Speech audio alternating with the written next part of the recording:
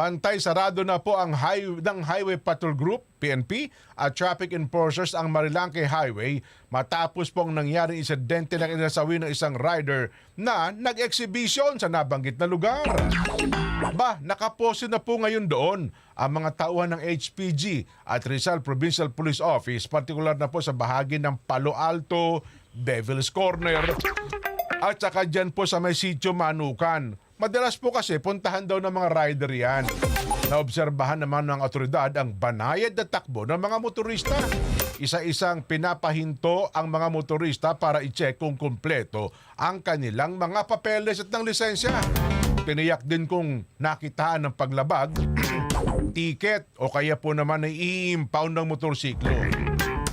Ayon po naman sa PNP Highway Patrol Group, nakipag-usap na po sila sa local government units at Provincial Police Office. Magkaroon sila ng augmentation force na magbabantay po sa Marilangke Highway. Sa bahagi naman ng Palo Alto, tuloy pa din ang pagkuha ng larawan ng ilang mga photographers na siya ding dinadayo ng mga rider sa nabanggit na lugar. Mariin po nilang kinukundina ang mga lumabas sa social media na sila ang may kasalanan kung bakit natutukso ang ibang rider na gumawa daw po ng eksena sa Marilangke. Binawalan na po ang mga tumatambay sa gilid ng kurbadang daan sa Sitio Manukan para makaiwas po sa aksidente. Sige nga, pakinggan natin.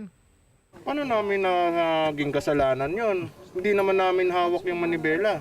O, di ba? Nagpipicture lang naman kami. Hindi naman namin sila sinasabihan na bumangking sila o kung ano man.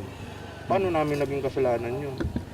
Kahit saan ka pumuntan lugar, hindi lang sa Marilake, may disgrasya dyan. Hindi mo maiiwasan yan. Hindi naman namin kasalanan na bumangking sila o mag-exhibition sila. Kasi nakatayo lang naman kami. Pero aminin mo, sir, bahagi ka ng kasalanan dyan. Ano? Na-encourage kasi. Dahil lahat ng dumadaan dyan na magandang forma, di ba? Nandun yun Pinipicturean, pipicturean, tapos magbabiral.